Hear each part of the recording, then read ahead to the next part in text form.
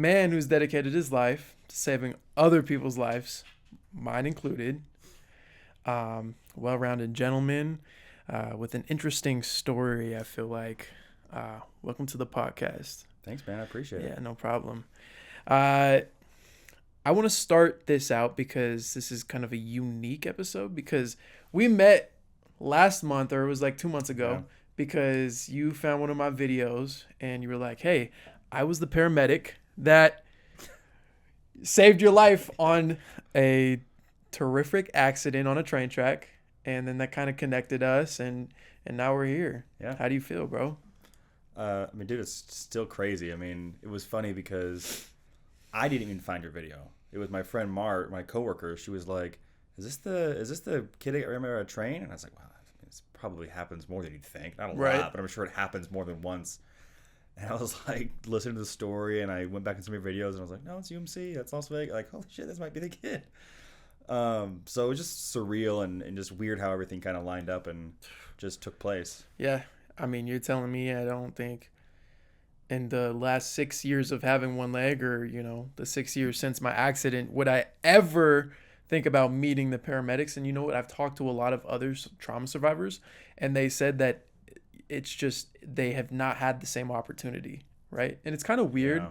I wish that they kind of put people in contact with the paramedics that arrived to scenes or something, but I'm sure there is something like protecting people's information and stuff like that. It happens. They do, like, they're called patient reunifications, and they do happen. It's just it has to be generated from more times than not, it has to be generated from the patient side, right? Because not many companies want to cold call you and say, hey, the worst day of your life, we'd like to put you in front. Like, it's just a weird concept. So it does occur. It does happen. It does occur. It just usually from the patient side initiating. Right. So I don't want to touch too much about the topic because we have we made a totally separate video, but I want to run through the story one more time where we can bounce off personally details, right? Starting from like my day, I woke up, I was so fucked up. I was taking pills at the time. I was drinking. I was at my nephew's birthday party, and there was family problems going on, so I left the birthday party. Mm-hmm. And one day, obviously this day, I was just walking down the street, down Jones, so far south of Las Vegas, down Jones, and I saw this train passing by. And in my mind, I'm like, yeah, that train's totally doable to jump on. I think I can jump on this train and just take it and see where it takes me and go from there. So I don't think people realize how fast trains go. It's kind of hard to perceive how fast it's going when you're next to it. Right. So I'm sure it snuck up on you. Yeah. And especially when you're further out, it kind of just looks like it's slow, trailing across. But when you're up next to it, they go like 70, 80 miles an hour. Yeah. I don't know the top speed of a train, but it's fucking fast. Yeah. So I remember I walked down to a point where it was away from the train station.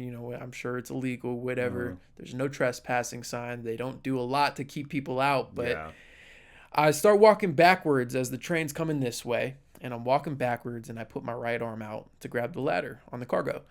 And within 3 seconds, I was just flipped under the train.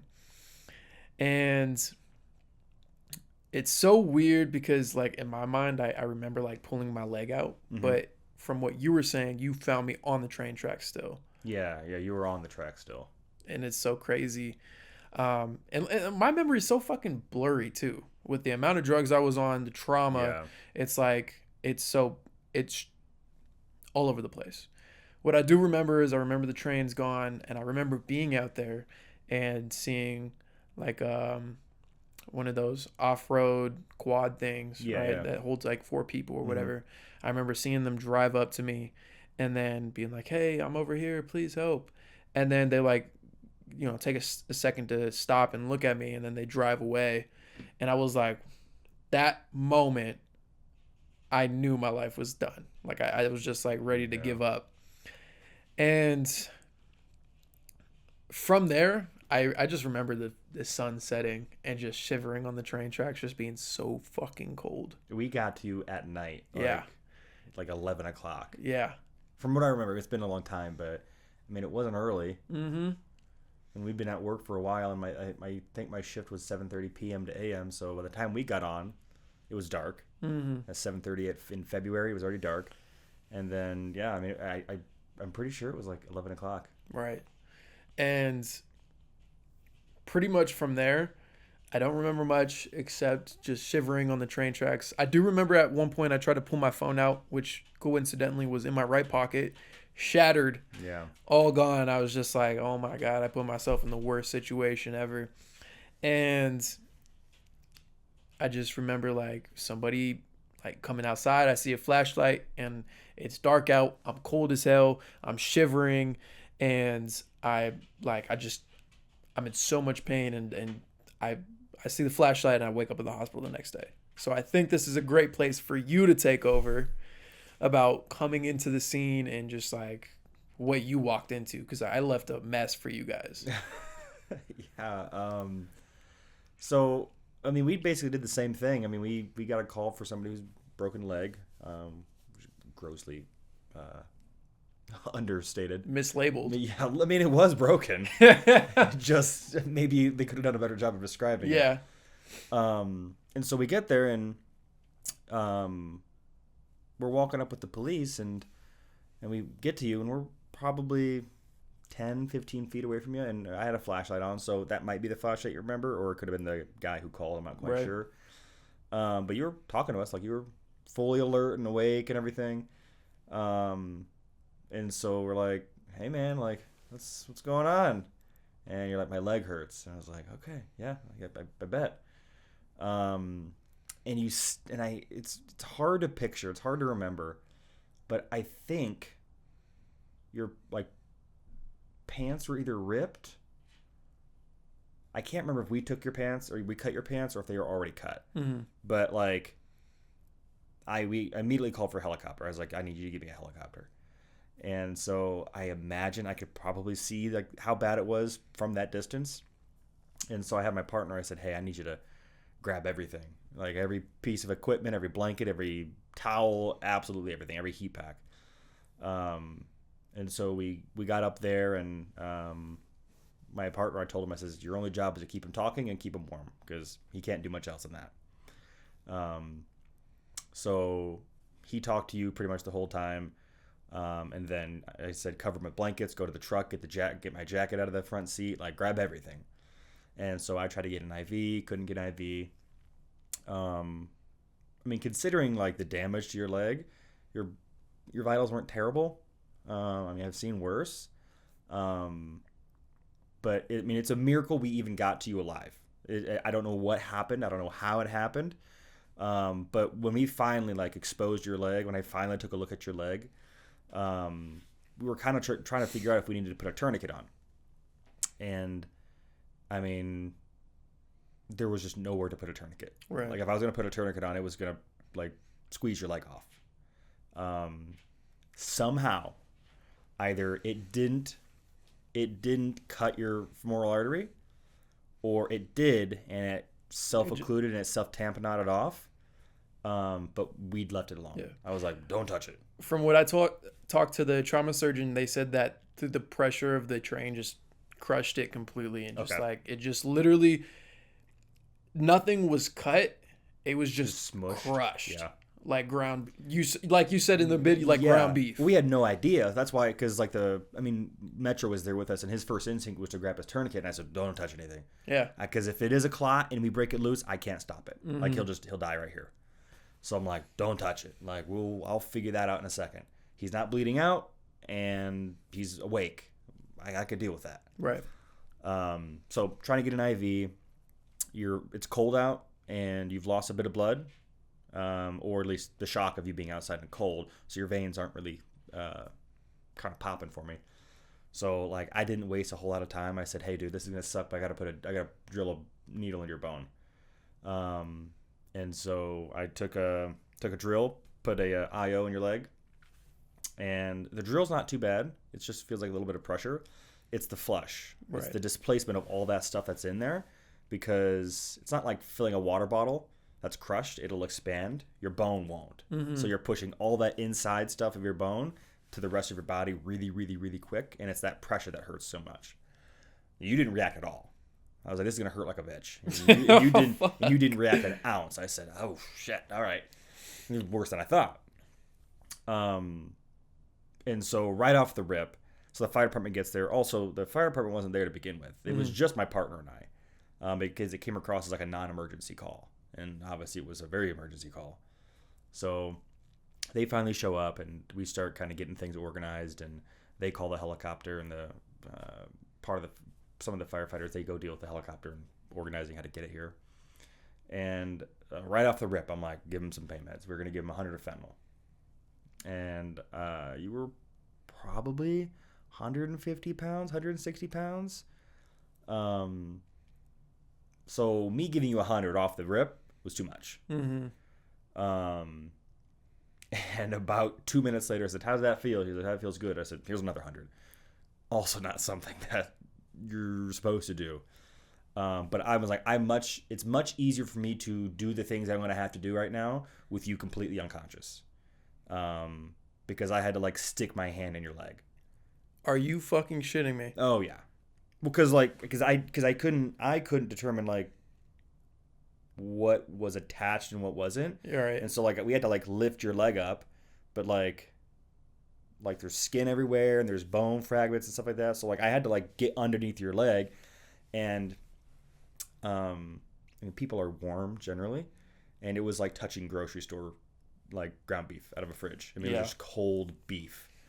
And so I'm like feeling under your leg, trying to like get rocks out and like trying to find out, like trying to meet so I can lift everything up. And then just start patting it with trauma dressings. Mm-hmm. Like I said, there wasn't a lot of blood. I mean, there I don't know if there was any really. But it took probably 15, 20 minutes for us to like really just focus on your leg. Once we figured out you weren't dying right now, I was like, okay, we got to package his leg. We can't lift him up with this leg like this. Right. So, by this time you were pretty much fully exposed from the waist down. And like, just ass cheeks out. For the most part, yeah. I mean, they were like filleted this way, open, so like you weren't completely naked, but like, I mean, you didn't have pants on anymore at that point. So we're trying to keep like this half of you just covered in as many blankets and sheets and towels as we can, because the leg over here, I got to like look at, I got to do stuff too. So, it, like I said, took us about 15, 20 minutes to like fully get your leg just wrapped and taped and wrapped and taped. And we had a cardboard splint, and I cut it to like, it would sit like right between your legs and then up your back. Mm-hmm. And so we had to like cut this and make sure your leg wasn't going to move. I mean, it was if I do say so myself, we did a pretty good job of packaging your leg. Right. And so I don't know if you remember, but the incline to those tracks are pretty steep. I mean, we're not going to be able to like walk you down. No. I couldn't even walk up the tracks last time I went there. Yeah. There's like a pathway. Okay. Like a cement pathway that they kind of carved out. That was not where we went.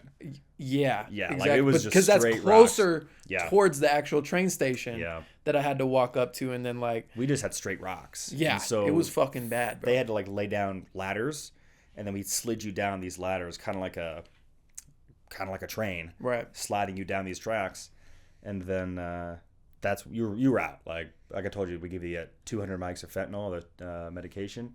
You were out. You didn't say another word after that. Right. And so we get you to the ambulance. We drive up past that Dottie's, take a left, and get onto Jones and Blue Diamond, and that helicopter was already landed. And so we loaded you up, and they took you off to UMC. I called 2 weeks later to see how you were, and they can't share patient information with people who, even though I was there and I had your name, date of birth, I had everything. Right. They're like, we can't share information, but he was discharged. I was like, oh, good or bad, so, but yeah. So I actually have a picture of my pants. They gave me the pants back. Like I want them back. And I'll show you, and I'll throw it up on the podcast too. There was not, I don't know what it is, but it looks like giant ketchup stains all over. But not necessarily blood. Like it's kind of the weirdest thing. Um, Obviously this was my leg after they did the Wow. surgery. Yeah, and there's still a lot of dirt and debris, and you can see Still in this. there. You can even see I had to do 3 surgeries or something like that Uh-huh. because the muscle kept dying. They Yeah. couldn't save it. Um, so let me show you that real quick. Let me get your opinions on that if that's not too traumatic for No. you. Let me see. This was okay. So obviously there's more blood. This was my underwear Okay. that they cut up. Right. Obviously you see blood Yeah. bound to happen. This was my shirt. I don't know what this is. That doesn't look like blood. I mean, it's gotta be. I don't know what Yeah. else it would be. I don't know. There's muscle, but it was chunky too. It's Like, probably muscle tissue or skin. yeah. Um, these were the pants. Like, why would they give me these clothes back? You just throw them away. Right. I'm good. I don't need them. Yeah. So that was that. I actually also have one more thing that I want to show you while Yeah. we're on this topic. I should have pulled these down louder. There goes the microphone. These were actually the shoes I was shit. wearing that were unaffected. These were Yeah, no, they're completely perfect. unaffected. And then Got these them were in the box. so these were the shoes that I was wearing. There's like a couple blood stains along here. Yeah. And they gave, like I said, they just gave me everything that I was wearing back, and it made no sense. But it's really cool to have. I'm not a big Jordans fan anymore. Yeah. I feel like I'm traumatized from them. Yeah. But yeah, so Wow. that's that. That's crazy. They're Unaffected shoes. untouched. Untouched. Actually, ironically, they got cut on the left side. And I don't know how that happened. They're Might cut have up been- on the might- left side. Might have been us. The blood's on the left side. But this right shoe was Interesting. just A shoe that was affected. exactly. Nothing. Wow. So that's that. Dang. Yeah.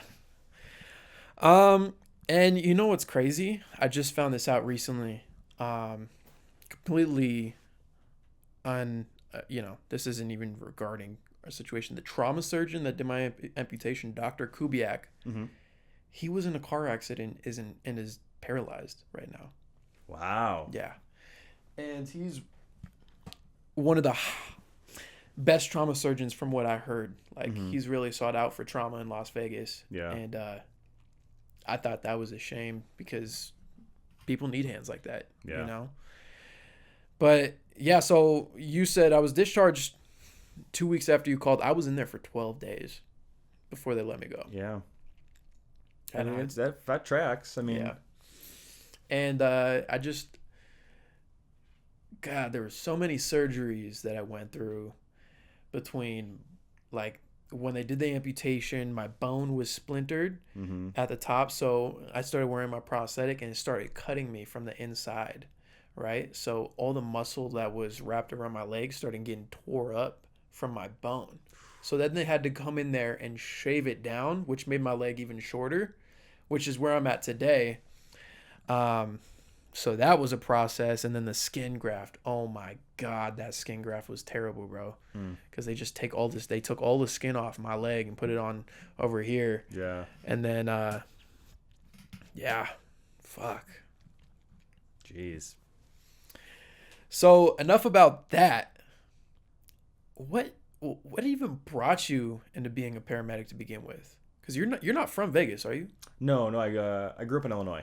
Okay. So I was born in Florida. I was raised in Illinois, and then I came out here like 4 or 5 days after high school. Mm-hmm. And my dad lived out here, so I moved out here. Okay. And the goal was always to come out here to be a fireman. Right. Didn't quite know the path. Didn't know exactly how to achieve that. But I knew you had to be an EMT. My dad was like, you got to go to EMT school. So he enrolled me into an EMT program. And then I got hired with one of the local agencies out here. And I started working for them. Now, through circumstances, through life, 2 things happened. One, I gained weight, so I couldn't be a fireman. And 2, I just didn't I mean, it being as hot as it is out here anyways, I'm like, I can't imagine going into a burning building Right. on top of the city just being as hot as it is. Fuck no. So I kind of lost a little bit of interest for it. So, but being realistic, the weight was also probably more of a hindrance than anything else. Yeah. Is there like a weight restriction? No, but like an academy, I was going through an academy, being overweight and out of shape, like probably wasn't going to pass. Right. So that kind of went to the wayside. But I wanted to go to paramedic school. Mm-hmm. I was like, well, if I'm going to, not be a fireman, I go to paramedic school and become a paramedic. So yeah, that's kind of a weird chain of events, but yeah. And what are the requirements to become a paramedic? What type of schooling did you go to get certified? Like, how long was it? So there's a bunch of different pathways you can take. There's accelerated programs that'll do it all the way in like 9 months. Gotcha. There's degree programs that'll do it in 2 years. So it just depends on like where you want to go with it. And you are not working at all. You're not getting paid. You're paying for school, I'm assuming. I was working full time and going to school full time. Okay. So thankfully, the company I worked for at the time, they paid for me to go to school. Are you kidding me? Yeah, so they gave me the money to go to school. Wow. But I had to sign a contract saying I worked for them for 2 years. Yeah. So, I mean, they win, I win. But they paid for my paramedic school. And I worked 3 days a week, had school 2 days a week, and then had clinicals 2 days a week. So I was 7 days a week for 11 months. Wow. Give or take. So that's a workload. Yeah. Dude. Yeah. It's not a traditional school where you have homework. Like, you're an adult. Yeah. Learn the material or don't. So. And it's a lot more important too, right? This can be life or death situations where some people make it or break it. I'm assuming like, it's if you want to be there, you should want to be there. Correct. And take the workload. There's not a lot of people that go to paramedic school because, the prerequisites of paramedic school, there's not anything like crazy. Like, you don't have to have a degree, but like you have to have been an EMT for a certain amount of time. So you have to be working as one. So like if you're taking that step to go to paramedic school, it's assumed that you want to be there. Right. So put forth the effort. What's the difference between an EMT and a paramedic? Aren't they both kind of like first responders pretty much? Yeah, so as far as it's skills and knowledge.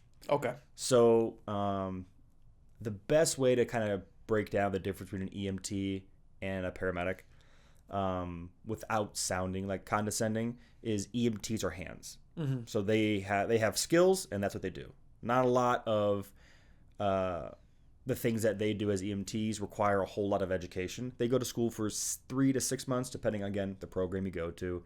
But all their skills are like life-saving. So stop the bleed. No, somebody's not breathing, breathe for them. Heart's not beating, beat for it. Like, it's very matter-of-fact, quick, life-saving skills. A paramedic, I am retaining a lot of information that I might not use every day, but I'm required to be able to pull upon that information. Right. So I might not save a life every single day, but I certainly need to be able to know how to do it at 2 a.m. after I had just woken up. Right. And then there's another set of skills. So all the advanced skills. So placing a breathing tube in, doing a chest tube, escharotomies, stuff like that. And obviously every system, every area, every city, state has their own protocols for what paramedics can do. EMTs is pretty standard across the country. Paramedics, there's such a wide berth of what you can and can't do that really the possibilities are endless as to what we can do. Yeah. But yeah, so paramedics we go to school longer. They learn more in-depth information about all the body systems, and then how to look at a problem, figure out what it is, and then treat it based off of your determination. EMTs, they do skills, so they can do IVs, they can do fluids, they can do CPR, ventilations, they can put certain kinds of airways in. So basic things for survival in a moment where somebody needs it. Okay, yeah, that makes sense. What's one of the most important skills or set of information that you've gained that might help save somebody's life as an everyday person who doesn't go to EMT or paramedic school? Like, what have I learned over the 10 years that I think is like absolute CPR? CPR? Oh, yeah. Everybody can do it. You don't need to be super strong. CPR is life-saving. Okay. Yeah, because if I don't do CPR, all the medications that I carry that I can give you are going to do nothing. Right. Break that down for me. CPR. Somebody, when's the right time for CPR? So you're at a Chipotle. Okay. That's what I had today for lunch. You're at a Chipotle, and somebody grabs their chest and falls on the ground. You got about 10 seconds. That's really, as a good Samaritan, as a lay person, you got about 10 seconds. Try and find a pulse. And if you can't find one, if you're not good at it, because even sometimes I can't find one, and it's weird to not be able to find one. Hey, can you hear me? Hello, hello, hello. Give it like a good couple of shakes and pushes and moves, and then listen to see if they're breathing. If you don't really have anything or you're not sure, start CPR. Worst case scenario, you might break a couple ribs. Those will heal. And if they're not dead and you're doing CPR, they'll probably wake up. But yeah, starting CPR, if you're not sure and you think somebody's dead, err on the side of they are dead, and CPR will save them. Mm-hmm. And then not on the side of like, well, I'm not sure, I'll wait. Okay. And if they are dead, then they're just going to die. And what are the steps to do CPR successfully? Palm of your hand, middle of the chest, hard and fast. Yep. 1, 2, 3, 4, Okay. 5, hard and fast. About 2 inches. Got you. And then you have to come all the way back up.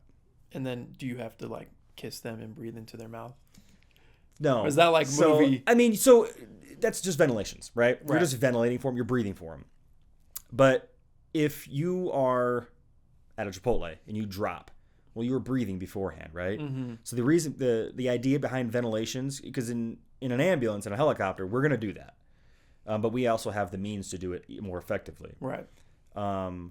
Ventilations, all they're going to do is give you oxygenation inside the body so that when you do chest compressions, it's pulling in oxygen to oxygenate your blood to then circulate it around your body. Got you. That's the ideal, perfect world. The lay person, don't do that because they've already got oxygen in their body. It's not going to stay there forever because they're going to use it up eventually. But the best thing you can do is CPR. Don't worry about mouth to mouth. Don't worry about if somebody hands you a BVM. Don't worry about it. Yeah, I think that's important to know. You might have to give me some lessons after this so I can do it effectively. We'll get you a CPR class. Hell yeah. Because you're not just a paramedic. I mean, you're a flight. You do the flight or Yeah, I'm a flight medic. a flight medic. What's it called? Fight or flight response, or what do they call them? For what? Isn't that what it's called? I think it's called the fight or flight. Yeah. Right. Or is that the program that they Flight for Life. Flight for life. Okay, yeah, Flight for Life. Okay. It's called Mercy. So Flight for Life is kind of a generic, there might be a company out there called Flight for Life. There probably is. But the helicopter that's out here that we flew you on that I work for now is called Mercy Air. Got you. Okay. And then, so you were a paramedic. What was it like being EMT paramedic? What's the first year like for you? First year was 2016. Are you asking my personal? Yeah. Or okay. Yeah. So, what was your day to day? What was going on that first year of you just being in the field, learning? What was that like? I was 18. Okay. 19. I was 19. I was 19 years old, and my first shift was a 10 p.m. to 6 a.m. 8-hour truck. And it was from Wednesday to Sunday. So I had Mondays and Tuesdays off, which are such a weird schedule. But I had a great partner. And yeah, I mean, it's weird as a brand new EMT just because you just get out of school and you learn all these things. And then you realize there are just certain things that I can't do as an EMT on the streets. So it's a bit of a learning curve. You're learning a job. You at 18, nobody's gone to school for a job before to get the job, right? It's a first step into adulthood, and so it's a really weird shock. And then you show up to somebody's house who is more than likely older than you, sometimes younger than you, and asking for your help. And I'm like, shit, I'm only 18. What are you asking me for? Mm-hmm. I got out of school 2 months ago, and you're asking me to save your life. So it's a little bit of a shell shock. But my first year, I mean, it was 2016 into 2016. My first year wasn't that bad, I gotta say. It wasn't crazy. But that was a short-lived lull in my career. Why? So 2016, so 2017, The 1 October shooting. Okay. I was at that. I responded to that. And then I started paramedic school. Route 66? The Route 60? Route 60. Route 60. Yeah. Yeah. Really? Yeah. And well, you're just going to pass over that like it's nothing. Like what was happening? So it was October 1st. And it was I believe it was a Sunday. And we had all just gotten off of our shift. Mm-hmm. And usually on our Sunday mornings when we're done with the week, because that was our Friday. Right. So we get off Sunday morning, 4:00 in the morning, 5, and all of us at our company, as we would get off shift, we would just show up to the bar. And there's a bar at Buffalo and Sunset. And we would go there, we'd drink, and we'd go home around 10 in the morning. We'd all get shit-faced, and then we'd go home.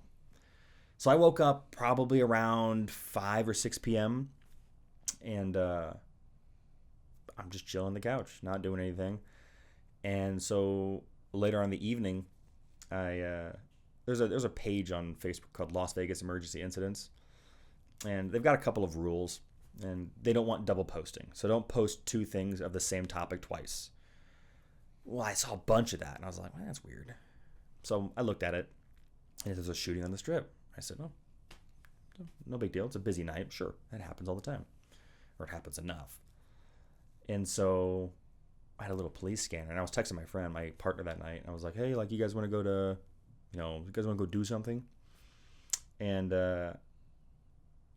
so I'm looking, and I turn my little radio scanner thing on, my police scanner on my phone. This is when Metro, their channels were available to be listening to. And it does not sound like a typical shooting. And I was like, oh, this guy sounds really panicked. So I get a text from my supervisor, and it's an all call. And it's anybody who's able to come in, MCI, all hands on deck. So I was like, oh, shit, okay. I go upstairs, get changed, and I head to work. And again, I'm an EMT at the time. I was 19? I was 19, yeah. And so I get to work, and there's a ton of people there. And they're hopping in ambulances and they're driving away. And I see my boss there. And he's like, do you have a partner? I says, no, I just showed up. He's like, okay, wait for a partner and then go. And so my partner from the night prior, Joe, he shows up. And we hop in an ambulance and we start heading down. And some of this information might not be important to the story. It's just how my brain is going through this whole thing and like giving you a linear story. So everybody's going up to Hacienda and taking a right by Spring Valley, because Hacienda puts you right in the middle of it, right by Mandalay Bay. And I'm like, that road's going to be packed. So I went down Sunset, took Sunset all the way down to the boulevard, wasn't a car in sight. So drive up north on the Strip. We get stuck by the first command post, which was Boulevard and Russell. And they're like, hold on, wait, we're going to hold you guys here and stage and wait for further instructions. And, we're showing up to an MCI, like it's like let's go, let me go, like this is it. And we hear on the radio that one of our supervisors is like, he's like, I need ambulances at this location right now. Like, I've got multiple patients. I said, fuck this, later, dude. And we drive off and we start heading up the Strip, take a right on Tropicana, which was the second command post. And we go by the Trop and we take a right onto Koval, and there's a Motel 6, I believe, or a Super 8, one of the two. And he walks out. We get flagged down by a police officer and says, hey, I've got victims inside. So we pull over. I'm getting the gurney out. And again, this is kind of going back to like a brand new EMT, because I'm still relatively new. I mean, I've only been on the job for a year and a half. So I start grabbing the bed out like we do with every single patient every single time, because you only take one person at a time. Mm-hmm. So I'm taking the bed out like I've done 1,000 times before. And he brings out like 3 or 4 patients. I was like, oh, shit, okay, we don't need this anymore. I put one patient on the bed, and then we load the rest of them up in the ambulance. So I'm going to back up. So he brings one person out. She got shot in the arm. And this is funny because it relates to you. She got shot in the arm, and it was out at the middle of her back. And so my thought was like, oh, she's paralyzed. So we get her on the gurney, and he goes back in to get some more people. So Metro's outside, and he's got a rifle. He's in armor. He's in everything. And he said, there's a shooter on the roof.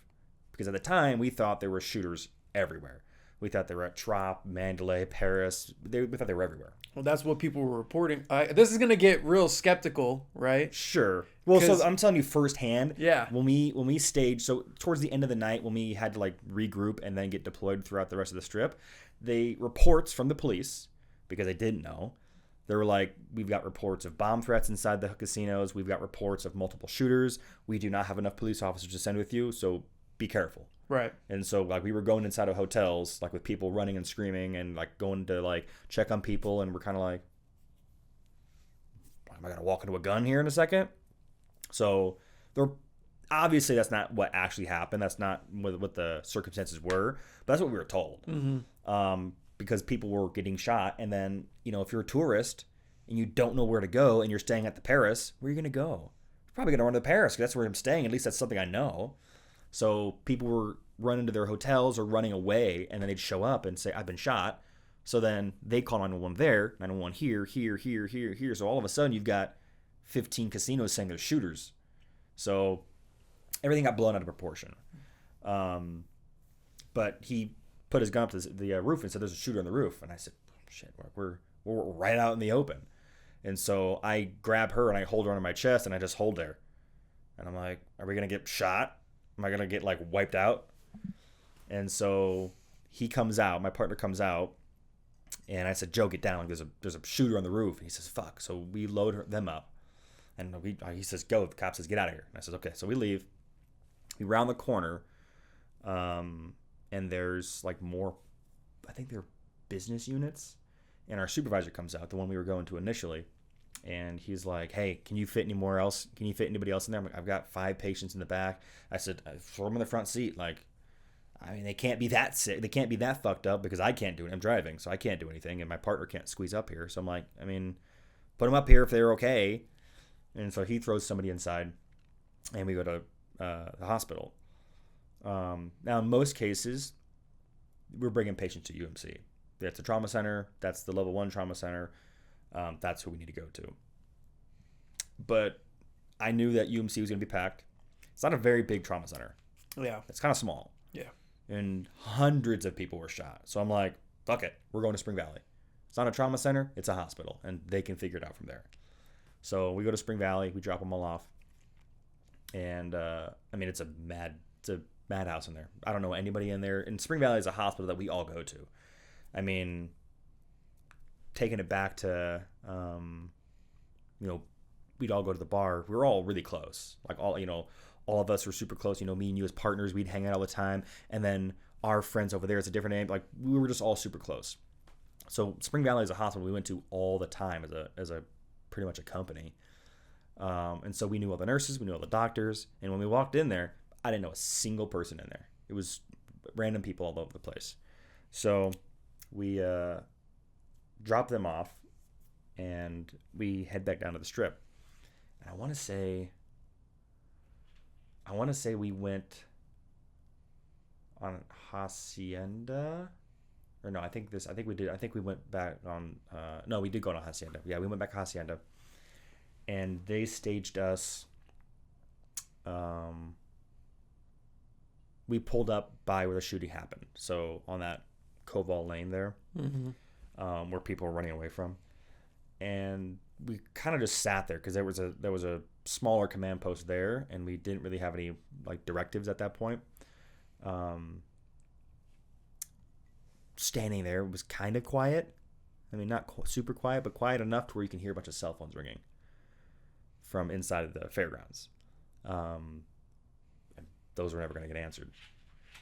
So we went inside and we started covering some people up that we had enough sheets for. And then we got relocated to Station 18, which is off of Flamingo. And we all did, like 60, 70, 80 ambulances did. So we're there, and they're giving us orders. They're giving us like directives and saying, hey, like, go to the casinos, get people out, be safe, bomb threats. There's multiple shooters we don't know. We're trying to clear them as fast as we can, but it's a big area. So they start sending people out, and obviously the rest of the city didn't stop. Yeah. Like, the rest of the city is still having emergencies. Nobody was going to those. At least not all of them. So the company I worked for, they started calling in other EMS agencies from out of the state. So Arizona, there's a sister company down there. They called them and said, we need you to come run the city. They called Phoenix. They called Lake Havasu. They called River Medical. They called all kinds of places. And they said, we need you to come here and run the city. We're dealing with stuff. They had people from California coming in. So I mean, it was a really big deal. So we got posted back down by Boulevard and Russell. And that's kind of where we stayed the rest of the night. And then we got cleared. And so I'm like, can we stay a little bit longer? Like, I mean, it was the middle of the night, right? It was probably 5 or 6 in the morning when we finally got out of there. And so I'm like, cross between an adrenaline rush and like, I really don't want to go home by myself right now. And there's just so much stuff going on. We're like, can we just stay here and help out however we can? They're like, nope, guys, go home. Go back to base, go back to station and just go home. Okay. So we get back or we're heading back. And I mean, it had been 5, 6 hours, 7 hours since our first trip to the hospital. So I was like, hey, let's go stop off and see if our patients are doing okay. Yeah. So we go inside and try and find some of our patients, and some are in surgery, some are in like pre-surgery or PACU. I mean, they turned parts of the hospital that aren't used for what they are into like trauma centers. And so they cleared out people that weren't necessary, and they're like, okay, make this a trauma room. So we went in there and we saw some of our patients, and all but one had a good outcome. But this ties to you because like 3 weeks later, one of the patients that we brought, I did a transport from Vegas to California for one of the survivors, and she was going home. And we took her home. We just loaded her in an ambulance. And we drove her back to California. Yeah. And again, the company I worked for, they did all that for free. They didn't charge anybody for any ambulance bills. Nobody got a bill from any of that. Well, the person I transported that night lived in California. She lived 30 minutes away from where I dropped this patient off back at her house. So I called my boss, and they're like, go take her out to lunch. Go with her family, take her out to lunch, the company card that you guys are using for gas, put it all in that. So we went out, met her family. We went to her house, talked with her for a little bit. We got a couple of pictures by the ambulance. And I stayed in contact with her for probably 8 or 9 years after that. I check in and say, how you doing? And it's been a while now. Yeah. It's kind of weird to check in on somebody like that. Not because like it wasn't wanted, but like every year I'm just basically saying like, hey, how you doing? Remember that thing that happened forever ago? Remember that thing that happened that was like super traumatic and might change the way you see crowds now? So I'm like, we've both healed. We're both good, but I think that's kind of where, it's good. So this is the second time it's happened. Yeah. That I've seen a patient post transport. Yeah. That's cool, man. Yeah. So I mean, it's not a lot, but it's a lot more than I thought. Yeah. So yeah, I was 19 and then happened. Now, at any point in time, did you like actively hear shots going off in the background or shooting? No. So he had already took care of himself. Okay. By the time I got down there. Got you. But the scene was very much still active. Very much still active. Yeah, absolutely. Damage is done. People are hurting. Yeah. We're still trying to find people, still trying to get people out. Yep. That was one of the weird things because there's just so many conspiracy theories about it. Yeah. The different shots coming from the sky in different places and stuff like that. One thing's for certain is nothing like that has ever happened in Vegas, and that will be remembered. Sure. Regardless of what the conspiracy theories say, regardless of what was put out in the news, whether, some of it wasn't the full truth or whatever it is. Yeah. It is one of the things that in Vegas history will always be remembered. And it's very commendable. You being there, right? It's like, I'm sure you've encountered a lot of messed up situations. Mine included, right? That included. It's like, how do you, in a sense, heal from that? Like, how do you it's like they say therapists need therapists. Sure, yeah. What was your therapy like to get through that shit? Well, it's weird. So the everyday stuff, and like I'm not calling what you had was an everyday thing, Right. but because it's definitely unique. I mean, it's one of the few calls that I can still accurately remember everything on. Yeah. But I mean, the run of the mill everyday things don't usually bother me. Yeah. That specifically took me a while to get over. I didn't do the best things, not that this is like doing heroin, but I would steal Benadryl off the ambulance. It's a high potency Benadryl, and I would use it every single night. I used it every single night for 5 years. It's really bad for your brain. It gives you Alzheimer's. That's what I used to sleep. I couldn't get to sleep. Now, I didn't have nightmares. I wouldn't be able to get to sleep after that. Yeah. So I would use that to get to sleep, and I'd go to sleep. Thankfully, I haven't done that in a very long time. But yeah, most things don't usually bother me. That's probably the only one that's really stuck with me. I was never a big drinker. I was never a big, like, oh, I got to drink away the pain. I got to do drugs to get away from the pain. I mean, kind of, sort of, but I didn't really have any vices. Maybe food. I guess I got fat, so maybe the food was my vice. Yeah. But yeah, I mean, that's one of those weird things where it didn't bother me like it did a lot of other people. The everyday stuff. Yeah. That's the one thing that like really did stick with me for quite some time. Man. I get it. It feels it's shitty to hear that because it's like who's responsible? Obviously me, sure, yeah. Right? But I think that much like trauma surgeons and stuff, it's like you have a skill that not everybody has. Sure, yeah. And I think that's valuable in this world, Mm-hmm. And your tolerance to take shit on, I'm not sure, as a flight paramedic, right? Mm-hmm. It's like I'm sure you're seeing a lot more trauma than if you were just on the ground, right? It's hit or miss. Okay. I specifically do a lot of hospital transfers because there's a hospital out of Pahrump. And so we do a lot of transfers out of there. Don't get me wrong, we see a lot of terrible things out of there too. Mm-hmm. And we get scene calls every now and again, and we'll do stuff like that. It's less traumatic stuff and more, let's see, I don't want to say stressful, overwhelming sometimes. Yeah. It's just always busy. So that can get to be a little bit much. But I've done this job for 11 years. So I strongly feel like I've gotten to a point to where most things aren't going to bother me. Obviously, the dead kids, those suck. You're not going to get so many of those to where they don't bother you. They're going to bother you always. Me, the kids don't bother me. It's the family. Mm-hmm. If I'm the paramedic there, regardless if there's paramedics from the fire department or whomever, or the police department, if I'm the one who's doing all the stuff, if I'm the one who's running the call, I take it upon myself to be the one to tell the family. That's just kind of my rule. If you're going to do everything, you're going to do everything.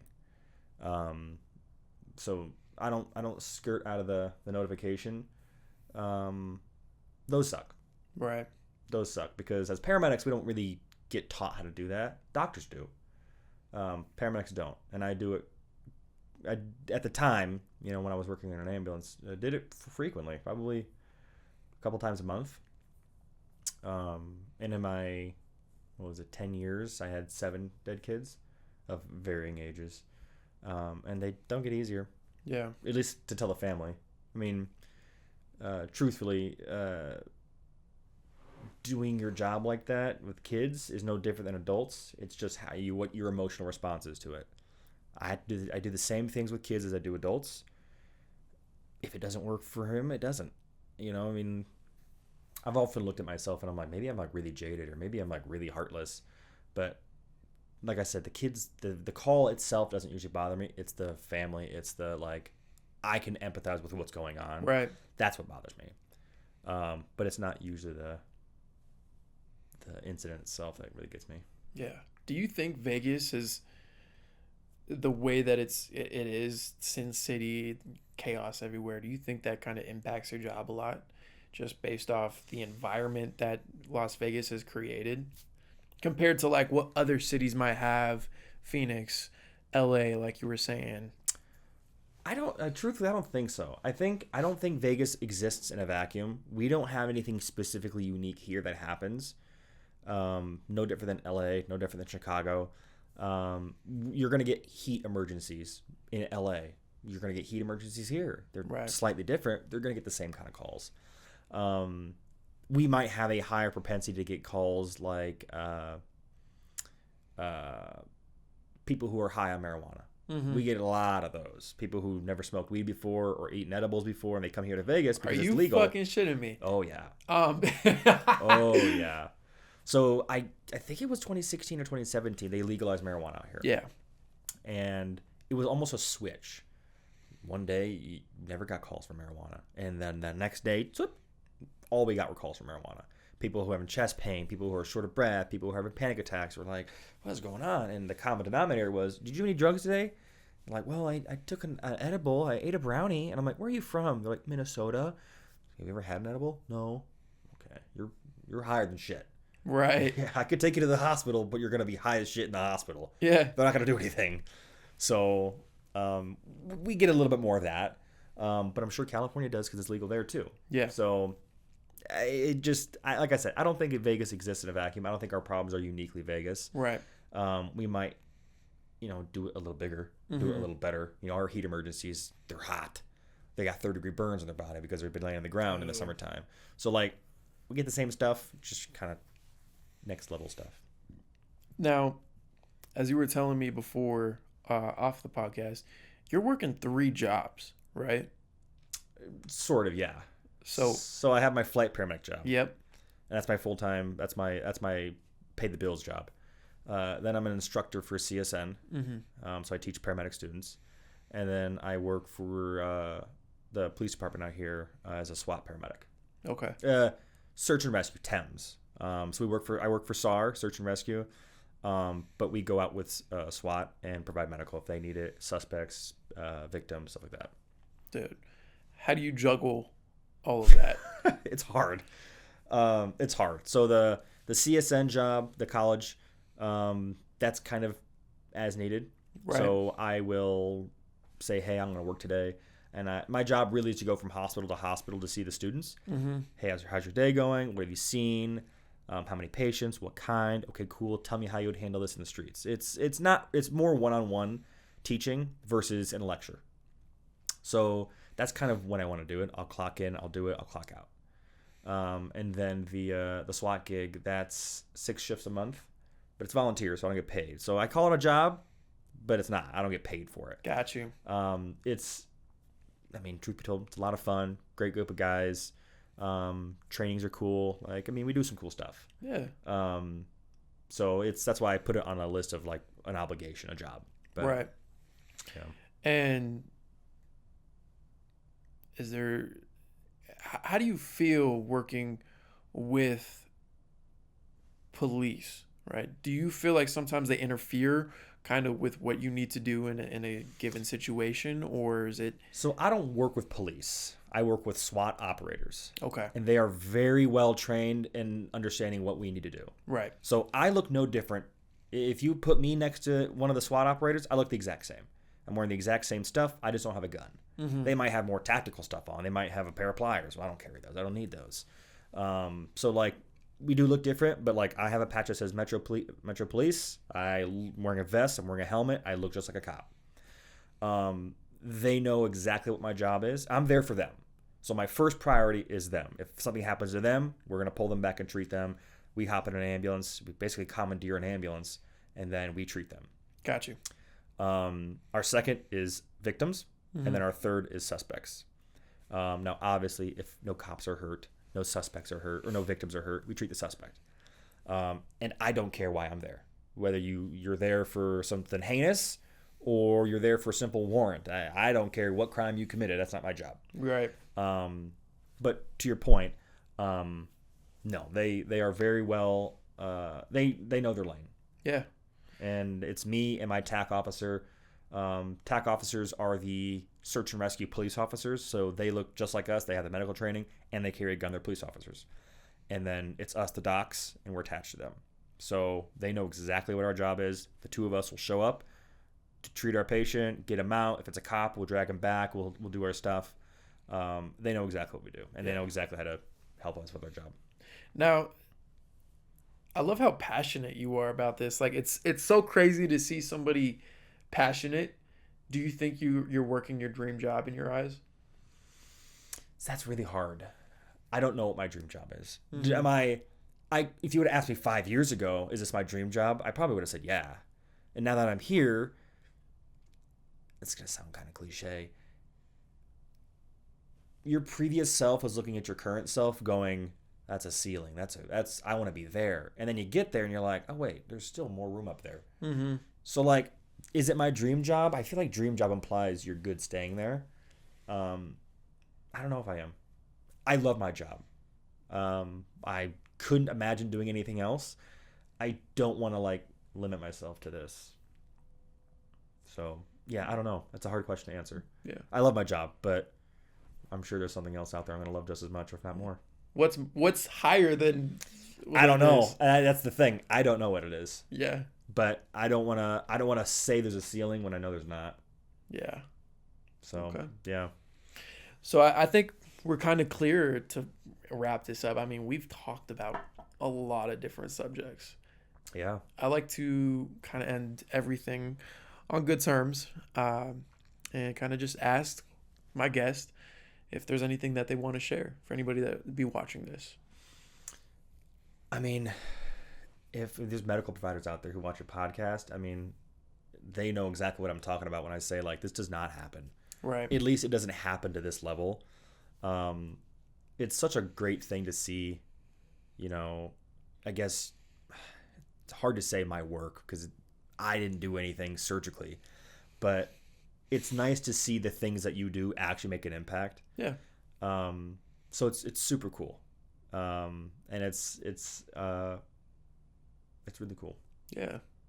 Well, Nicholas, thank you for coming on, bro. Yeah, dude, I appreciate this, man. Absolutely, Dude, man. thank you.